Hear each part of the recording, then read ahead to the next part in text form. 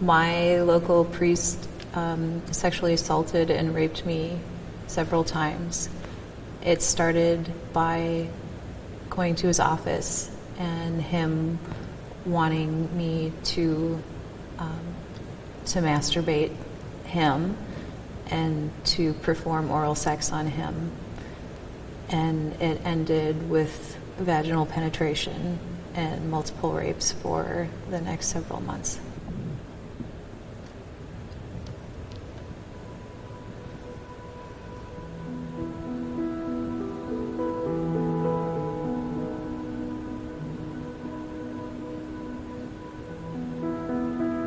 I initially had met him at I believe it was a youth convention that the diocese put together for all the local parishes. But it was just a very brief exchange.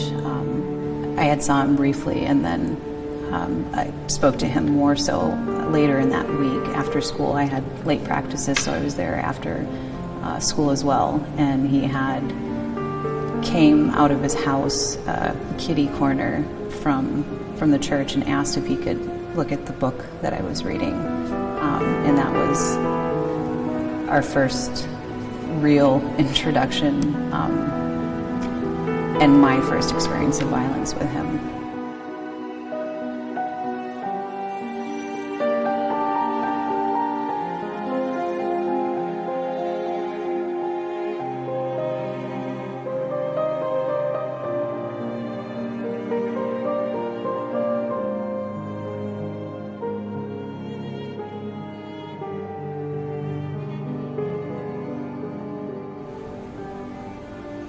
He asked me to go in to meet with him briefly to get a book, and asked that I was seated on one of his love seats in the office.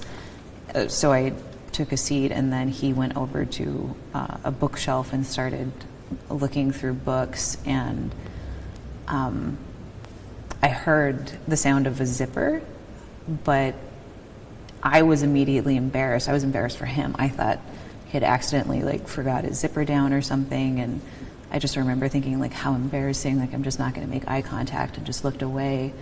And my attention was brought back to him, and he was already starting to undress himself and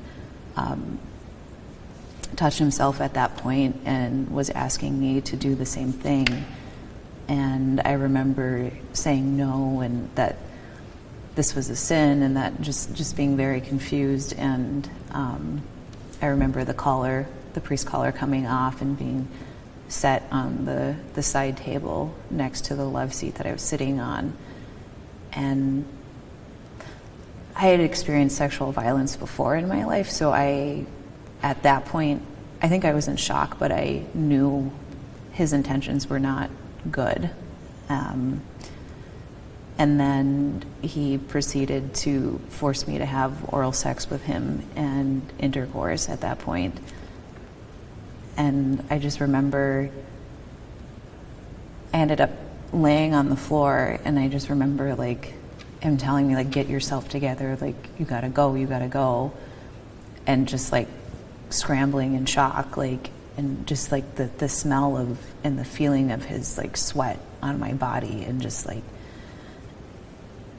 I couldn't get out of there fast enough, but I couldn't move. It was the weirdest combination. It's very hard to explain. And then just running to the school and getting in trouble because I was late and somebody had to do my lines. And but just the utter shock. It was I instantly lost my voice. I was instantly silent. I think I was so afraid of him.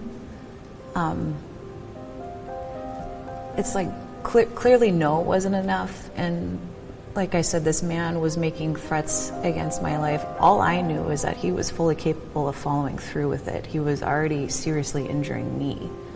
I had no other evidence to suggest otherwise, to suggest that he wouldn't hurt me or that he wouldn't go after one of my family members. I think when I spoke initially, my main concern was to make it stop in some way. And I was nervous that he was going to come back to hurt me and to hurt other people. I remember feeling really just like a pile after like the first time I spoke. You know, it was for a purpose and a good purpose, but I was a child, and it was an unbelievable weight to have. And even after I told, you know, there is a sense of relief that the proper authorities know that you did your part, but then it's there, it's real. Like, it's more real than before almost, once people start knowing about it.